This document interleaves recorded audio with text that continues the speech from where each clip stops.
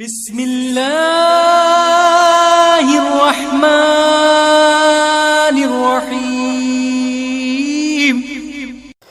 അസ്സലാമു അലൈക്കും വറഹ്മത്തുള്ളാഹി വബറകാതുഹു.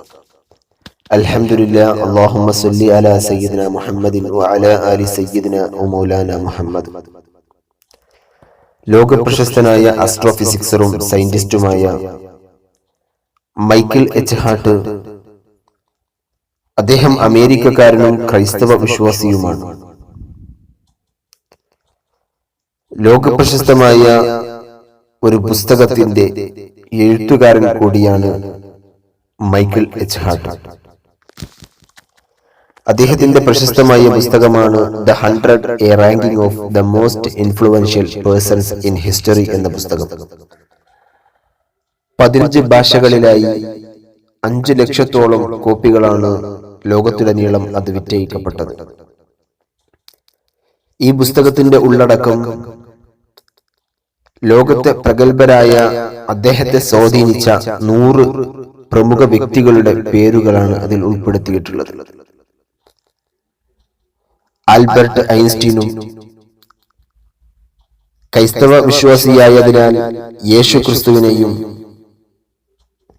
അങ്ങനെ തുടങ്ങി ഒരുപാട് പ്രഗത്ഭരായ 100ഓളം ആളുകളെ അദ്ദേഹം കണ്ടെത്തി.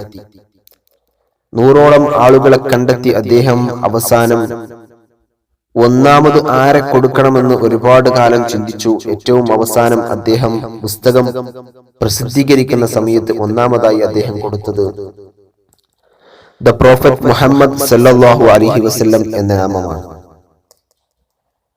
അതിന് അദ്ദേഹത്തോട് പലരും ചോദിക്കുന്നുണ്ട്, എന്തുകൊണ്ടാണ് നിങ്ങൾ ഒരു ക്രൈസ്തവ വിശ്വാസിയാണ്, യേശു ക്രിസ്തുവിനെ ഒന്നാമത് കൊടുത്തിട്ടില്ല? നിങ്ങളൊരു സയന്റിസ്റ്റ് ആണ്, ആൽബർട്ട് ഐൻസ്റ്റീനും മറ്റും ഒരുപാട് ആളുകളുണ്ട്, അവരെയൊന്നും ഒന്നാമത് കൊടുത്തില്ല, എന്തുകൊണ്ടാണ് പ്രൊഫറ്റ് മുഹമ്മദ് സല്ലല്ലാഹു അലൈഹി വസല്ലമ തങ്ങളെ ഒന്നാമത് കൊടുത്തത് എന്ന് ചോദിക്കുമ്പോൾ അദ്ദേഹം പറയുന്നുണ്ട്, എന്നെ സ്വാധീനിച്ച 100 വ്യക്തികളിൽ ഞാൻ ഒന്നാമത് മുഹമ്മദ് സല്ലല്ലാഹു അലൈഹി വസല്ലമ തങ്ങളെ തിരഞ്ഞെടുക്കാനുള്ള കാരണം, അദ്ദേഹം ജനിക്കുകയും ജീവിക്കുകയും ചെയ്തത് ഒരു ഉയർന്ന ഒരു രാജ്യത്തിലല്ല. മറ്റു എല്ലാ ആളുകളും ജനിക്കുകയും ജീവിക്കുകയും ചെയ്തത് സാമ്പത്തികമായി ഭദ്രതയുള്ള, നല്ല വിദ്യാഭ്യാസപരമായി ഉയർന്ന ഒരു രാജ്യത്തിലായിരുന്നു. പക്ഷേ മുഹമ്മദ് ജനിക്കുന്നത് മക്കയിലാണ്. മക്കയിൽ വിദ്യാഭ്യാസമില്ല, സാമ്പത്തികമായി ഭദ്രതകളില്ല, മരുഭൂമിയാണ് എല്ലാ സ്ഥലത്തും. അവിടെ നിന്ന് ജനിച്ച ഒരാൾ ലോകത്തിന് നല്ല ഒരുപാട് കാര്യങ്ങൾ കൈമാറിയിട്ടുണ്ട്. നല്ല ഒരുപാട് സ്നേഹത്തിന്റെ വാക്കുകൾ ലോകത്തിന് മുൻപിൽ ഇന്നും മറക്കാതെ എഴുതി വെക്കാൻ കഴിയുന്ന ഒരുപാട് വാക്കുകൾ കൈമാറിയിട്ടുണ്ട്. അതുകൊണ്ടാണ് ഞാൻ മുഹമ്മദിനെ സെലക്ട് ചെയ്യാനുള്ള ഒന്നാമത്തെ കാരണം. മറ്റൊന്ന്, മുഹമ്മദ് കഴിഞ്ഞു പോയിട്ട് 13ഓളം നൂറ്റാണ്ടായി അദ്ദേഹം മരണപ്പെട്ടിട്ട്. പക്ഷേ ഇന്നും അദ്ദേഹത്തെ സ്നേഹിക്കുകയും ഇഷ്ടപ്പെടുകയും മുഹമ്മദിന് വേണ്ടി എല്ലാം ത്യജിക്കുകയും ചെയ്യാൻ കഴിയുന്ന ഒരു സമുദായം, ഒരു സമൂഹം അദ്ദേഹത്തിന്റെ പിറകിലുണ്ട്. അദ്ദേഹത്തെ സ്നേഹിക്കുകയും ഇഷ്ടപ്പെടുകയും ചെയ്യുന്ന ഒരു കൂട്ടം ആളുകളുണ്ട്. അവർക്ക് എല്ലാത്തിനും അപ്പുറത്ത് മുഹമ്മദാണ് ഒന്നാമതായി നിൽക്കുന്നത്. അതും ഒരു കാരണമാണ്.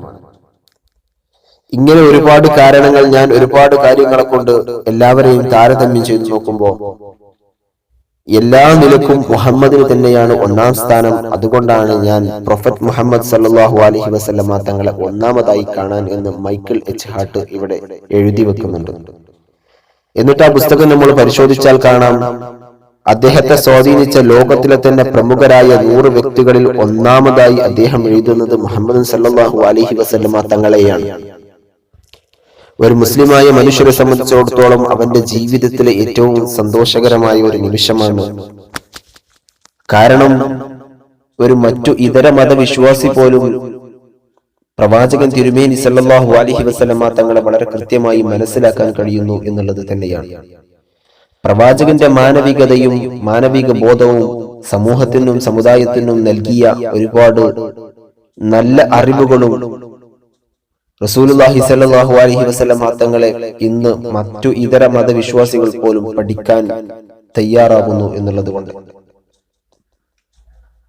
അല്ലാഹു സുബ്ഹാനഹു വ തആല റസൂലുള്ളാഹി സ്വല്ലല്ലാഹു അലൈഹി വസല്ലമ തങ്ങളെ പിന്തുടരാൻ നമുക്ക് തൗഫീഖ് നൽകി അനുഗ്രഹിക്കുമാറാകട്ടെ.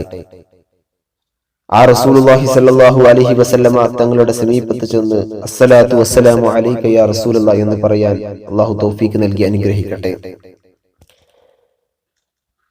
ആ റസൂലുള്ളാഹി സ്വല്ലല്ലാഹു അലൈഹി വസല്ലമ തങ്ങളോട് കൂടെ സ്വർഗീയ ലോകത്ത് ഒരുമിച്ച് കൂടുന്ന മുത്തഖീങ്ങളിൽ അല്ലാഹു ഉൾപ്പെടുത്തി അനുഗ്രഹിക്കട്ടെ. വആഖിറു ദഅവാനാ അനിൽ ഹംദുലില്ലാഹി റബ്ബിൽ ആലമീൻ. അസ്സലാമു അലൈക്കും വറഹ്മത്തുള്ളാഹി വബറകാതുഹു.